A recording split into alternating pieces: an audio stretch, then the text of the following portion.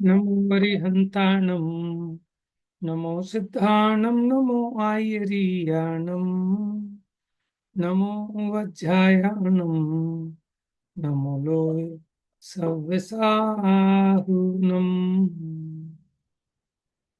इंदसदवन्द्याणं तिरुवणहित मधुर विसदवकाणम् अन्तातीत गुणाणं नमो जिणाणं जिदभवाणम्। तो कल अपनी 74 नंबर की गाथा प्रारंभ हुई थी। तो बहुत विशेष बात आई थी कि जीव माने कर्म, कर्मों के कर्ता तो हैं लेकिन भोक्ता नहीं है। तो भोक्ता से अर्थ ये लेना कि वो उसके सुख दुख का वेदन नहीं करते। सुख दुख का वेदन करने की योग्यता एकमात्र जीव में ही है। तो ये गाथा 74 बार फिर देखते हैं। तम हा कम्मम कत्ता भावेण हि संजुदोद जीवस् भोक्ता दुहवदि जीवो चेदग भावेण कम फलम। अतः जीव भावों से संयुक्त द्रव्य कर्म करता है जीव, चेतक भावों से भोगता है कर्म फलों का वो ही जीव। हाँ जी, अन्वय अर्थ पढ़िए।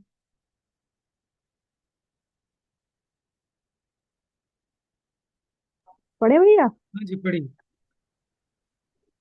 अन्व्याज, इसलिए जीव के भाव से संयुक्त ऐसा कर्म करता है, निश्चय से अपना करता और व्यवहार से जीव भाव का करता, परंतु वह भोक्ता नहीं है। भोक्ता तो जीव है, चेतक भाव के कारण कर्म फल का। हाँ जी, तो इस पे अपनी कल चर्चा हो गई थी।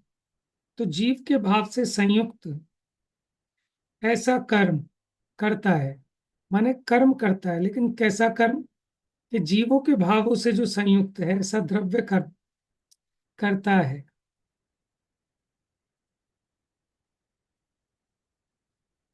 अतः जीव भावों से संयुक्त द्रव्य कर्म करता है जीव, चेतक भावों से भोगता है। तह कम्मम कत्ता भावेण ही संजुदोत जीवस्य, माने जीव के भाव से, माने जीव के भाव के निमित्त से कर्म करता है। किसको करता है? कर्मों को करता है। माने जीव के विकारी भावों के निमित्त से जो नवीन कर्म उत्पन्न होते हैं उनका कर्ता कौन है? कि कर्म है। लेकिन उनका जब फल आता है तो उसका भोक्ता कौन है? कर्म नहीं है, उनका भोक्ता जीव है। क्यों है जीव? भोक्ता दुहवधि जीवो, भोक्ता होता है जीव चेतक भावेण, क्योंकि चेतना भाव वाला है। चेतने का काम, फील करने का काम जीव में ही होता है, अन्य किसी द्रव्य में नहीं होता। इसलिए कर्म का कर्ता तो कर्म को कहा, लेकिन उसका भोक्ता, कर्म फल का भोक्ता वो जीव है। अब टीका देखते हैं, भैया, पढ़िए। हम्म। ये जीव के विकारी भावों से ही कर्म बनते हैं। देखो, निर्विकारी भाव से तो कर्म नहीं बनते, कर्मों की निर्जरा होती है। विकारी भावों से ही कर्म बनते हैं, मोह राग द्वेष के भावों से ही। और भैया, ये जो ज्ञानावर्णी कर्म, दर्शनावर्णी कर्म होता है, ये विकारी भावों के कारण होता है, बंधता है। क्यों? आत्मा में तो ज्ञान है, दर्शन है, हम्म। तो तो वो तो स्वभाव होता है आत्मा का। हाँ, देखो ज्ञानावरणी तो कर्म है, ज्ञान, ज्ञान तो स्वभाव है, और उस ज्ञान स्वभाव को ढकने में निमित्त होता है ज्ञानावरणी कर्म। पहले तो ये बताओ, जो ज्ञानावरणी कर्म है वो तो दोष है ना, आठों ही कर्म दोष है। तो क्यों बंधते हैं? आठों ही कर्मों का बंधन का कारण मूल में मोह राग द्वेष है। अगर ये मोह राग द्वेष चला गया तो कोई नवीन कर्म नहीं बंधता। और अगर ये मोह राग द्वेष हैं तो इनके कारण कर्मों का बंधना होता है। अभी आपका प्रश्न नहीं समझा मैं अच्छे से वैसे। भैया हम भी कुछ क्लियर, खुद खुद ही कुछ क्लियर नहीं है। पर हम मतलब ये कहना चाह रहे हैं कि जैसे आत्मा में ज्ञान दर्शन होता है वो स्वभाव होता है। हम तो यही मान रहे थे कि ज्ञान से ज्ञानावरणी कर्म बनता है, और नहीं नहीं उससे नहीं, यही गलती थी हमारी। ये गड़बड़ हाँ। है। ठीक है, एग्जैक्ट। हाँ। ठीक है। तो कर्म कोई भी बंधेगा, चाहे वो ज्ञानावरणी हो, दर्शनावरणी हो, ठीक है, मोहनीय अंतराय जो कुछ भी है, ये जीव के विकारी भावों से। और विकारी भावों में निमित्त पड़ता है मोहनीय कर्म का उदय। मोहनीय के दो भेद: दर्शन मोहनीय जिसके कारण मिथ्यात्व होता है, चारित्र मोहनीय जिसके कारण कषाय होती हैं। तो बस आठों कर्मों के बंधन का कारण जीव का विकारी भाव है। माने ज्ञान, आपका सोचना ठीक है कि जैसे ज्ञान है तो ज्ञान के कारण ज्ञानावरणी कैसे बंधेगा, क्योंकि ज्ञान तो जीव का स्वभाव है, दर्शन भी जीव का स्वभाव है शक्ति, वो भी जीव का स्वभाव है, उससे अंतराय नहीं बंधेगा। लेकिन मोहनीय कर्म के उदय से जो मोह रूप, राग द्वेष रूप जो विकारी परिणाम है, उन विकारी परिणामों से ज्ञानावरणी भी बनता है, दर्शनावरणी भी, मोहनीय भी, अंतराय भी। अब जो चार आघातीय कर्म है उसमें कुछ शुभ है कुछ अशुभ है। ठीक है ना, अब उसमें शुभ अशुभ का विभाजन होता है कि अगर कषाय की थोड़ी मंदता है तो शुभ बंधेंगे, कषाय की तीव्रता है तो पाप प्रकृतियां बंधेंगी। तो शुभ अशुभ का भेद, पुण्य पाप का भेद सिर्फ आघाती कर्मों में है, घाती कर्म में नहीं है। और देखो, जब भी कोई कर्म बंद होता है तो उसका बंटवारा 7 कर्मों में होता है हमेशा, क्योंकि आयु कर्म में तो एक बार बंधेगी लाइफ में। अदरवाइज जब भी आपको कोई भी कर्म बांधो, चाहे आप अच्छे से अच्छा पुण्य बांधो, आप स्वाध्याय कर रहे हैं तो भी कर्म का आश्रव तो हो रहा है, तो उसका बंटवारा 7 कर्मों में हो रहा है। देखो, ज्ञानावरणी भी बंध रहा है, दर्शनावरणी भी बंध रहा है, मोहनीय भी बंध रहा है, अंतराय भी बंध रहा है। अब नाम कर्म में शुभ नाम कर्म बंधेगा, गोत्र में उच्च गोत्र बंधेगा, ठीक है। और आयु में, अगर आयु बंधी तो शुभ आयु बंधेगी, वेदनीय में साता वेदनीय बंधेगा। अच्छा, और अगर आप विषय भोगों में लगे हैं तो भी उसका बंटवारा 7 या 8 कर्मों में होगा। ज्ञानावरणी, दर्शनावरणी, मोहनीय, अंतराय तो बंधेंगे ही, लेकिन आघातिया में असाता वेदनीय बंधेगा, नीच गोत्र बंधेगा, त्रियंच, त्रियंच आयु, नरक आयु आदि जो अशुभ आयु है वो बंधेगी। तो कहने का मतलब ये है कि विकार कोई भी हो, कर्म का बंध तो होगा, और उसका विभाजन 7 प्रकृति में होगा। अब अगला प्रश्न खड़ा होगा, जब स्वाध्याय करने से भी हमें कर्म बंध रहे हैं और टीवी देखने से 5 इंद्रिय के विषय भोगों में भी सारे ही कर्म बंध रहे हैं, तो फिर हम स्वाध्याय क्यों करें, हम तो टीवी देखेंगे। तो उन दोनों में अंतर है। अशुभ भावों से घातीय कर्मों का तीव्र, अधिक अनुभाग वाला बंधन होता है, और मंद कषाय से, माने शुभ परिणामों से, इन घातीय कर्मों का मंद बंध होता है, कम स्थिति अनुभाग को लिए हुए। बात समझ में आ रही है? भैया हाँ एक जी बात भैया, मुझे समझ गए। हाँ जी, कि पूछिए। हमें स्वाध्याय करने से में भी ज्ञानावरणी दर्शनावरणी मोहनी अंतराय का भी बंद होएगा आप एक बात स्वाध्याय में भी। बताओ, आप एक बात बताओ, जो स्वाध्याय करने का भाव है वो इच्छा रूप भाव राग रूप भाव है कि वीतराग भाव है? स्वाध्याय करने का भाव शुभ भाव है या शुद्ध भाव है? शुभ। शुभ भाव है ना? शुभ भाव। तो शुभ भाव विकारी है कि निर्विकारी है? विकारी। अशुभ भाव तो विकारी है ही, लेकिन शुभ भाव भी आत्मा का स्वभाव नहीं है, विकार है, इसलिए वहां भी बंद होता है। लेकिन तो वहां पे हमें कैसा बंद होएगा? ज्ञानावर्णी, दशनावर्णी, मोहिनी यंत्र आएगा? किस टाइप का स्वाध्याय करना? हल्का बंद होगा। देखो, जब भी ये जीव अपने स्वरूप से बाहर है, वीतराग भाव रूप नहीं हो रहा, ठीक है, तो वो विकार है और उससे कर्म का आश्रय बंद होता ही होता है।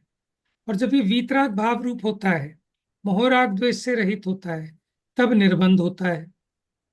लेकिन कोई ये ना मान बैठे कि शुभ भाव और अशुभ भाव सर्वथा समान है, क्योंकि दोनों से बंधन हो रहा है घातिया कर्मों का, और आत्मा का घात करने में निमित्त तो घातिया कर्म है। आघातिया कर्म आत्मा के गुणों के घात में निमित्त नहीं है, समझना। इसीलिए उनका नाम है अघातिया। ठीक है।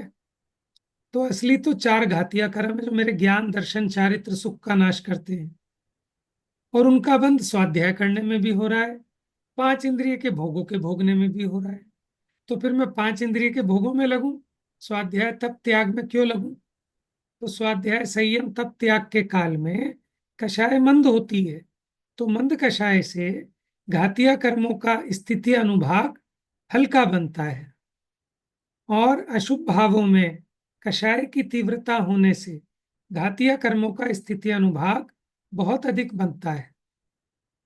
तो अच्छा तो ये है कि हम वीतराग रूप रहें, न शुभ भाव हो न अशुभ भाव हो, लेकिन अपनी अभी वो दशा तो है नहीं। ठीक है, वो तो 12वें गुण स्थान और उससे ऊपर की दशा होती है, तो अपने को राग तो आएगा। तो अशुभ राग से बचकर अपने उपयोग को शुभ राग में लगाना। लेकिन शुभ राग भी कैसा राग कि जो शुद्ध भाव का पोषण करे, जो वीतरागता का पोषण करे। देखो, वीतरागियों के प्रति अनुराग, ये भी शुभ भाव है, ये भी तो राग है, इससे भी आश्रय बंद होता है। तो इसीलिए ज्ञानी किसी भी कर्म बंध को भला नहीं मानता, इसलिए उसे आश्रव तत्व का सच्चा श्रद्धान है, बंध तत्व का सच्चा श्रद्धान है। अज्ञानी क्या समझता है कि शुभ भाव करने से मैं सुखी हो जाऊंगा, मेरी मुक्ति हो जाएगी, और अशुभ भाव से दुख होता है और शुभ भाव से सुख होता है। उसको वीतरागी भाव की पहचान नहीं है, बंध से रहित निर्बंध उस भाव की पहचान नहीं है, इसलिए वो मिथ्या दृष्टि है। ये बंध तत्व संबंधी भूल है ना। शुभ अशुभ बंध के फल मंझार, रति अरति करे निज पद विसार। तो ये तो मूल है, सात तत्व संबंधी भूल को दूर करना है हमको। ठीक है, क्लियर हो गया भाभी जी आपका प्रश्न?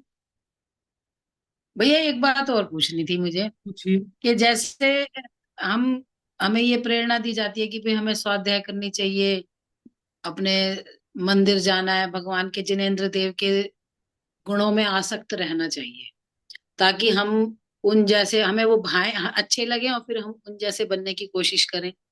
तो एक तो ये बात होती है, और एक जैसे सहज, मतलब हम सोच सोच के काम कर रहे हैं कि भाई हमें तो अब भगवान बनना है, चाहे मेरे को मन कर रहा है पिक्चर देखने का, घूमने का, खाने का, पीने का, लेकिन क्योंकि ये ज्यादा दुख रूप है तो मुझे इन्हें छोड़ना है और मुझे इसमें लगना है। एक तो इस तरह की प्रेरणा दी जाती है, और एक दूसरी बात ऐसे है कि जैसे मान लो किसी को सहज ही अपने आप ही, किसी को पिक्चर देखने का मन कर रहा है बहुत ज्यादा, और उसमें अच्छा लगता है, पिक्चर देखना अच्छा लगता है या सीरियल देखना अच्छा लगता है, तो किसी को पिक्चर देखना नहीं अच्छा लगता, जैसे लोगों को पिक्चर देखना अच्छा लगता है, ये पढ़ने में ही मजा आता है। मतलब ये पता ही नहीं था मुझे तो ये पता ही नहीं था भाई ये मोक्ष के लिए करना होता है, हमें ये क्या होता है, जैसे मुझे ना अपने आप ही इसे पढ़ने में मजा आता था, और अभी भी आता है। तो ऐसे किसी ने बताया कि अगर तुझे इसे पढ़ने में ऐसे ही मजा आता है जैसे किसी को पिक्चर देखने में मजा आता है, तो तेरे लिए तो फिर पिक्चर देखना और ये पढ़ना एक बराबर है। ऐसा नहीं है। क्योंकि तू मोक्ष की कामना से थोड़ी पढ़ रही है। नहीं, ऐसा तू नहीं तो है। तुझे तो मजा आ रहा है पढ़ रही है। आप एक बात बताओ, वीतरागियों की कथा में किसको मजा आएगा? देखो, जहां पांच इंद्रिय के विषय कषायों का पोषण है, ठीक है, एक तो उसमें मजा आना। और जहां पांच इंद्रिय के विषय कषायों का निर्मूलन है, ठीक है, उनका त्याग कराया है, उसमें मजा आना। तो कितना, माने एकदम दोनों विपरीत हैं। यहाँ ऐसा नहीं है। वो क्या, वो कहते हैं कि तुझे तो ऐसे ही मजा आ रहा है ना इसमें। तो तूने ऐसा है ना, मोक्ष की कामना से थोड़ी किया ये। मुझे एक बात तू बताओ, तू चलो जैसे मोक्ष। कोई पिक्चर आता है, मजा आ रहा है तो तेरे लिए तो, तुझे तो इसमें मजा आ रहा है, तुझे तो वही पाप मजा बंद हो रहा है। मजा किस लिए आ रहा है? मजा इसलिए आ रहा है क्योंकि इसमें हमारे वीतराग भाव का पोषण हो रहा है, हमारे राग आदि की हानि हो रही है, इसलिए हमको मजा आ रहा है। तो इसका मतलब, इसमें सात तत्व के श्रद्धान में भी तो यही है ना कि राग आदि जो है वो बुरे हैं, राग आदि से छुड़ाना है। देखो, ऐसा जरूरी नियम नहीं है। ये जो कसाय की हानि है, इसको मोक्ष रूप पकड़ना, माने कषाय संपूर्ण रूप से विकारों का अभाव, मोह राग द्वेष का अभाव, उसी का नाम तो मोक्ष है ना। तो हमें इसमें मजा क्यों आ रहा है? मजा देखो, इससे अपनी होनहार का पता लगता है कि होनहार भली है। किसी, देखो, पांच इंद्रिय के विषय भोगों में तो दुनिया को मजा आता है, ठीक है, लेकिन जहां पांच इंद्रिय के विषयों का त्याग कराया, उसमें जिसको मजा आ रहा है, इससे तो होनहार पता लग रही है ना जीव की। जैसे वो कहते हैं, होनहार बीरवान के होत चीकने पात। तो ये आपकी होनहार का परिचायक है।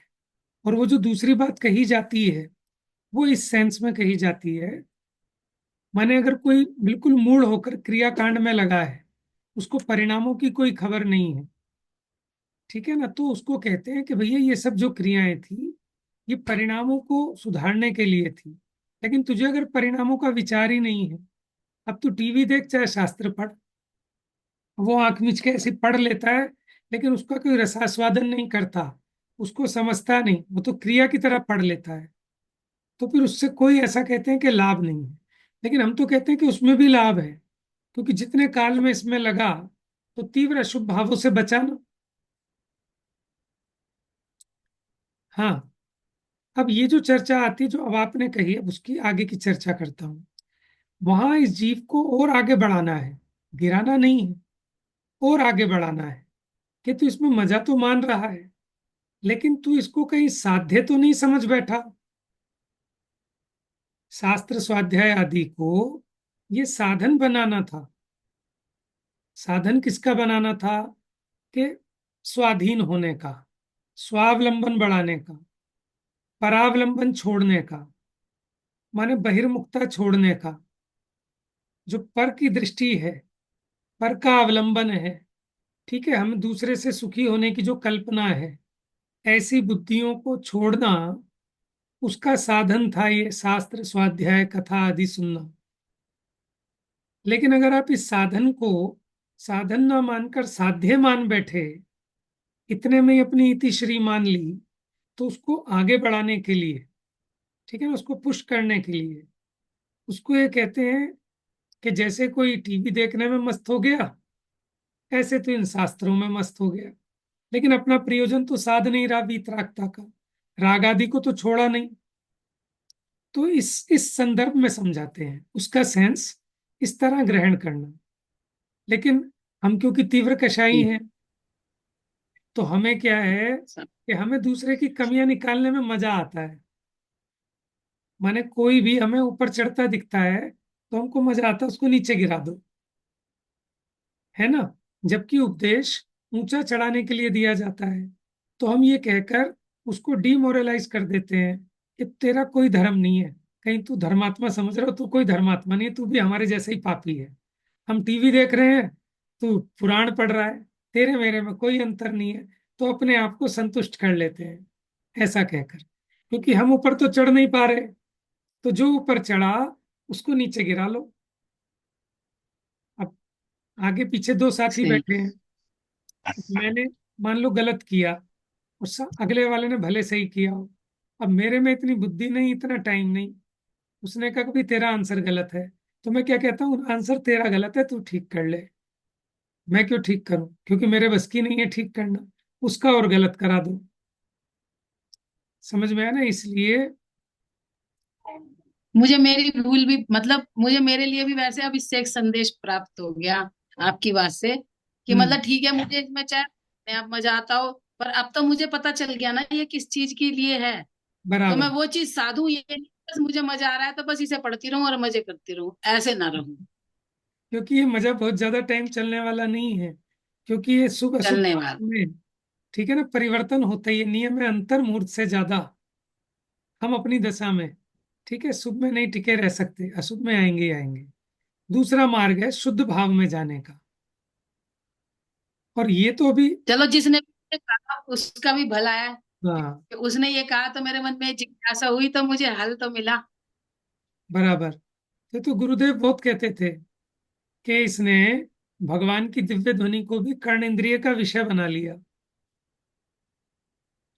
मैंने इस जीव ने जिनवाणी सुनी, उसे हृदय में तो उतारा नहीं, उसे कर्ण इंद्रिय का विषय बना लिया। जैसे कानों से गाना सुनने में आनंद आता है ना, तो किसी को भजन सुनने में आने लगा। लेकिन ये चीजें नीचे गिरने के लिए नहीं, ऊपर चढ़ाने के लिए, बस इतनी बात समझना। क्योंकि आप तो समझ गए, लेकिन कई जीव नहीं समझते, तो वो स्वच्छंद हो जाते हैं, नीचे गिर जाते हैं। ठीक है, बस गलती ये होती है कि हम इसमें संतुष्ट ना हो जाएं। ये वीतराग परिणति को साधने का साधन है।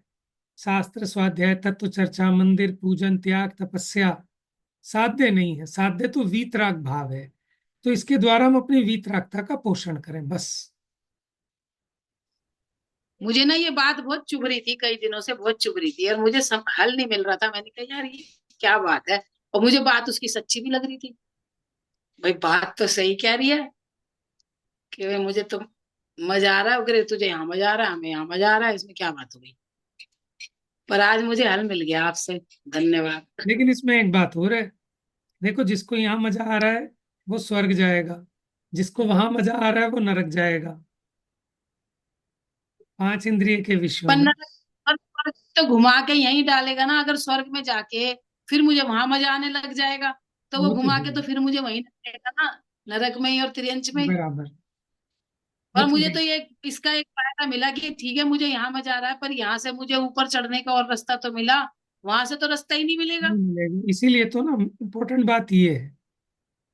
तो क्या है, अध्यात्म की शैली, वहां तो शुभ भाव की पिटाई की जाएगी अध्यात्म में, क्योंकि जीव को शुभ में अटक ना जाए, आगे शुद्ध भाव की तरफ बढ़े। लेकिन जो जीव अभी शुभ में ही नहीं आ पा रहा, अशुभ से ही नहीं बच पा रहा, तो उसको संभाल के उपदेश दिया जाता है कि सरेंडर ना कर दे। ये चांस की बात है कि भाई मुझे जो चीज पसंद थी वो तो शुभ निकली, तो हाँ, ये तो और अच्छी बात है। सही बात है। सही है। हाँ, प्रीति भी कुछ पूछ रही थी। भैया नहीं भैया। ठीक है। हम्म। तो यहाँ कर्म बंध की चर्चा चली थी ना, कि आठों कर्मों का बंधन होता है, लेकिन फिर भी शुभ भाव से जो बंध होता है, उसमें घातीय कर्म का अनुभाग कम बंधता है, और अशुभ भावों से घातीय कर्मों का अनुभाग और स्थिति अधिक बंधती है। इसलिए स्वाध्याय करने में बुद्धिपूर्वक लगना, पांच इंद्रिय के विषय छोड़कर। ठीक है ना? तो उपदेश जो है अपेक्षा से है, कहाँ क्या अपेक्षा है। और ज्ञान दर्शन स्वभाव का अंश है। अगर उसी से बंद होने लगे, तो फिर बंध का अभाव किससे होगा? बंध का अभाव स्वभाव के आश्रय से होता है। अगर स्वभाव कोई बंध का कारण कहोगे, तो बंध से छूटने का कारण क्या होगा? ठीक है ना? ये जो ज्ञान है, दर्शन है, जितना प्रकट अंश है, ये तो अपने स्वभाव का अंश है। ठीक है, इसको इसको ही अपने उपयोग का विषय बनाना। ये जो जानन जानन पना है, ये मेरा स्वरूप है। खाना पीना बोलना चलना, ये तो शरीर की क्रिया हो रही है, लेकिन उस काल में भी मैं जान रहा हूं ना इन सबको। तो जानने वाली कोई पावर है, कोई शक्ति है, कोई सत्ता है ना, वो मैं हूं। जब ये शरीर छोटा था तब भी मैं तो वैसा का वैसा ही जानता था। अभी शरीर बड़ा हो गया तो भी ऐसे ही जानता हूँ। ये शरीर बूढ़ा हो जाएगा तो भी ऐसे ही जानूंगा। ये शरीर चेंज होके दूसरा शरीर मिलेगा स्वर्ग का, तो भी मैं तो जानने वाला वही का वही रहूंगा। तो मैं तो वही का वही हूँ। तो ऐसे अपने उस आत्मा का, इसी को कहते हैं स्वसंवेदन। ठीक है, ऐसा नहीं है कि आपको आंख मीच के कुछ दिखेगा अंदर में, उसका नाम स्वसंवेदन होगा। ये आप अपने ज्ञान में ही पकड़ोगे, ऐसे ही आपको पकड़ में आएगा कि मैं क्या हूं। इसी का नाम स्वसंवेदन है, इसी का नाम आत्मा की पहचान है, इसी का नाम आत्मा को जानना है। बाकी वैसा जानना तो केवल ज्ञान होने पर होता है। लेकिन अभी शास्त्र के माध्यम से आत्मा की जो प्रतीति बनती है कि मैं कोई जानने देखने वाली वस्तु हूं, अनादि अनंत हूं, मेरा कभी नाश नहीं होता, मेरी इस शरीर से भिन्न अपनी सत्ता है, शरीर के कारण मेरा टिकना नहीं है, शरीर के नाश होने से मेरा नाश होने का मतलब नहीं है, मैं ऐसा अजर अमर तत्व हूं। ऐसे अपनी श्रद्धा बनना, ऐसे अपनी प्रतीति बनना, इसी का नाम आत्मानुभव है, आत्म प्रतीति है, सम्यक दर्शन है। इसी के लिए माने स्वाध्याय है। भैया इसमें एक बात और भी तो है जी कि जैसे हम ये बातें कर रहे हैं तो ऑटोमेटिकली हम सच्ची बात जान रहे हैं। तो सच्ची बात जान रहे हैं तो इससे हमारे राग द्वेष भी अपने आप ही कम होंगे। बिल्कुल होंगे। तो इससे जब हमारे राग द्वेष कम होंगे और सच्ची बात हम जानते रहेंगे तो धीरे धीरे तो फिर हम ऐसे ही हो ही जाएंगे ना। हो, जैसे आपने कहा कि स्व हो जाएंगे। संवेदन में लेकिन एक इसमें बार को तो समझ में आ ही जाएगा ना हाँ, कि मैं तो नहीं, बस जानने वाला हूँ। मुख्यपन है तो ये ऐसे बात ही है। धन दौलत देखो आज बराबर, है कल नहीं है। मुख्यपन यही है। लेकिन जो सीरियल देख रहे हैं वो तो यही मान रहे हैं, हाय वो मर गई, हाय उस बेचारी का ये दुख हो गया, हाय उस बेचारी का ये हो गया। तो बराबर। मैंने कहा तुम तो जो दुख तुम्हें नहीं है अपने दुख में तो दुखी हो, तुम तो जो तुम्हें नहीं है उसमें भी दुखी हो रहे हो। वाह भाई वाह। भाई किसी सीरियल में कोई हीरो हीरोइन दुखी हो रहे हैं, मैंने कहा तुम्हें अपने दुख कम हो रहे हैं जो तुम उसके दुख और मोल ले रहे हो। हाय उसका बच्चा यूं हो गया, हाय उसका पति यूं हो गया। मैं कम से कम हम फालतू के दुख तो नहीं मोल ले रहे भाई। माने अपनी फैमिली संबंधी जो कर्तृत्व भोक्तृत्व पना है वो तो है ही।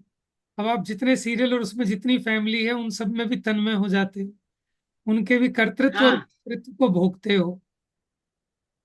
और वहां एक चार जनी बैठती है बात तो है। ये क्या करती है, अरे उसकी ना ऐसा हो गया। मैं एक बार को तो मैं सच में कंफ्यूज नहीं क्या हो गया भाई किसी के, नहीं वो उस सीरियल में उसकी, मैंने कहा ये भगवान। तो यही पागलपंथी जो सोच रही है उसकी चर्चा कर रही हो बैठ के, और कुछ काम नहीं है। तो जीव ये को तो खैर अनादि का, फर्क है। देखो अनादि का अभ्यास है कि पहले तो ये जीव खुद ही विषयों में चतुर था, और फिर उसमें भी वो कहते हैं भूदरदास जी कि अंध असूजन की अखियन में रज सो रज झोंकत है राम दुहाई। कि एक तो पहले ही अंधे हैं जीव, विषय में लंपटी हैं, ऊपर से विचित्र विचित्र प्रकार के सीरियल नाटक राग द्वेष को बढ़ाने वाले दिखा दिखा कर जिन कवियों ने ऐसी कविताएं लिख दी, ठीक है, माने जो इसके विषय भोगों की वासना को और बढ़ा दे। तो ये तो पहले ही अंधे हैं, और फिर भी इनकी आंखों में मिट्टी झोंक रहे हैं वो तो। कि पहली जीव को अनादि से ऐसा अभ्यास है कि पांच इंद्रियों में सबको सुख का वेदन होता है, सब उसमें ही लगे पड़े हैं, ऊपर से उसका पोषण और करते हैं। तो वो कहते हैं भैया राम दुहाई, कोई बचाने वाला नहीं है इस संसार में। चलिए, भावना तो ऐसे ही रखना। और असली बात है ग्रंथि भेद होना, भेद विज्ञान होना, कि हमें सही का सही और गलत का गलत समझ में आए। मैं क्या हूं? मैं शरीर आदि से भिन्न जानने देखने वाली वस्तु हूं। तो फिर अभी तो शरीर के सारे कष्ट अपने कष्ट दिखते थे, क्योंकि मैंने शरीर को ही मैं मान लिया था। और जब मुझे समझ में आ जाएगा कि मैं शरीर से न्यारा जानने देखने वाला हूं, तो मेरा क्या घट सकता है, कोई मेरा क्या लूट सकता है, और मेरा क्या नुकसान हो सकता है। अब इस श्रद्धान को जितना दृढ़ करता जाएगा उतना सुखी होता जाएगा। स्वावलंबन बढ़ाता जाएगा। तो बाह्य विषयों के त्याग से परावलंबन छूटेगा, भीतर में अपना स्वावलंबन बढ़ेगा, तो आनंदित हो जाएगा। पराधीन सपने सुख नाही, पराधीनता में तो दुखी दुख है, लेकिन ये शरीर की भी पराधीनता नहीं रही, वो है सच्चे सुखी, स्वाधीन सुख। चलिए, टीकार्थ।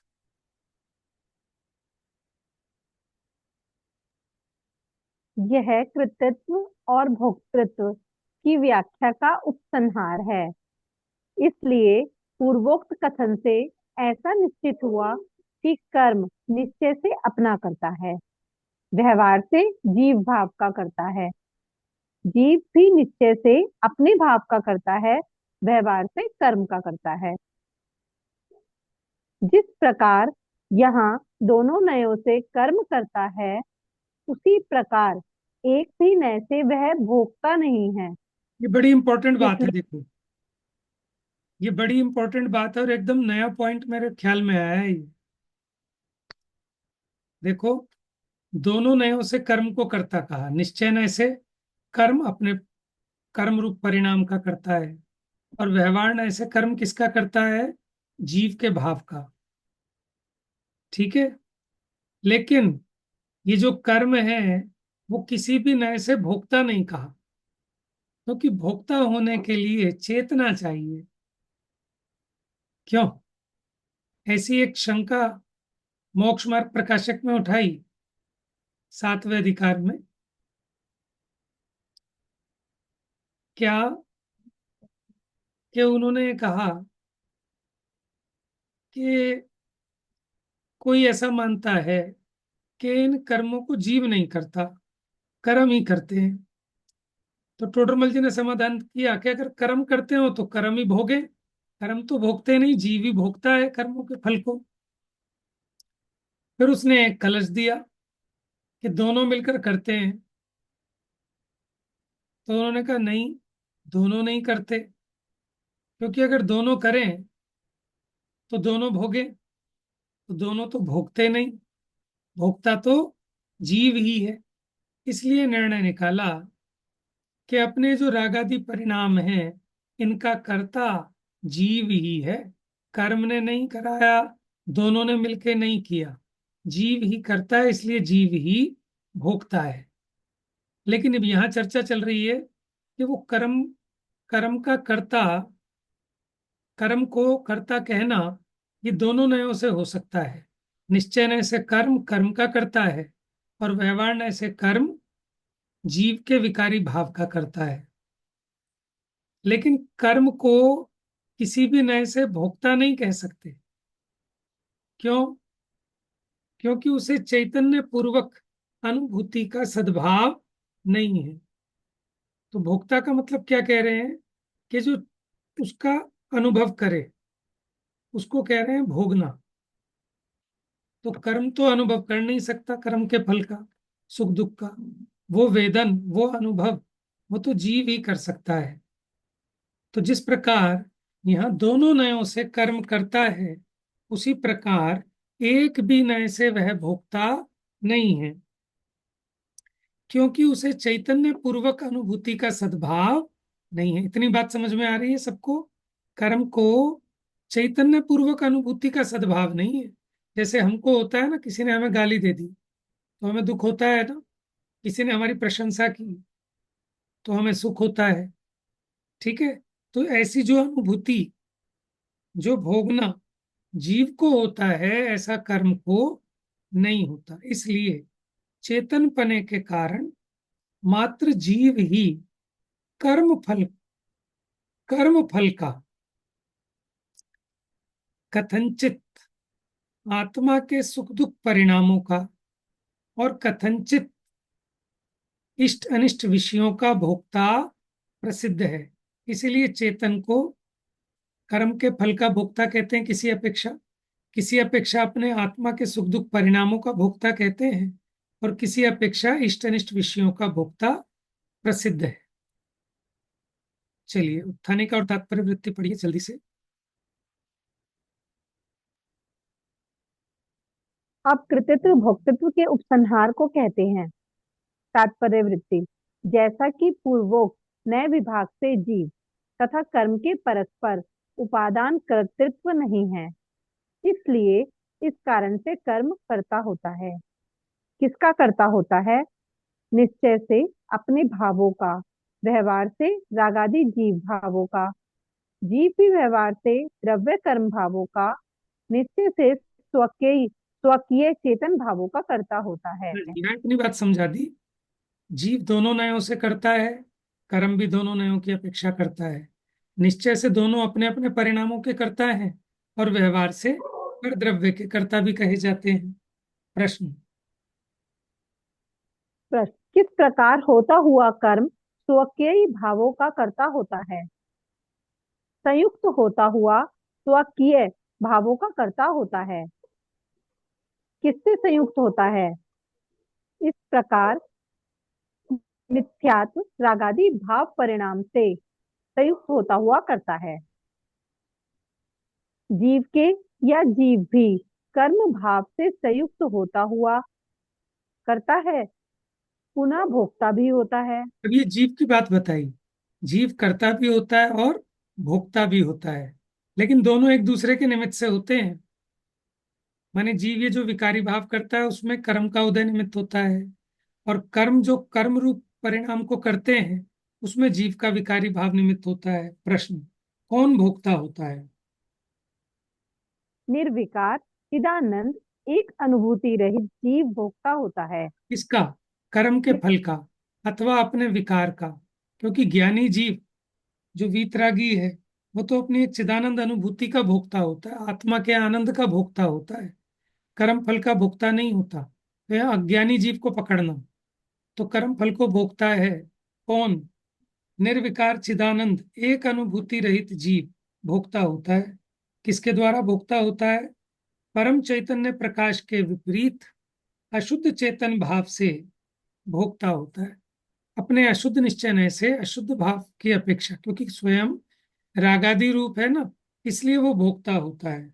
किसका भोक्ता होता है?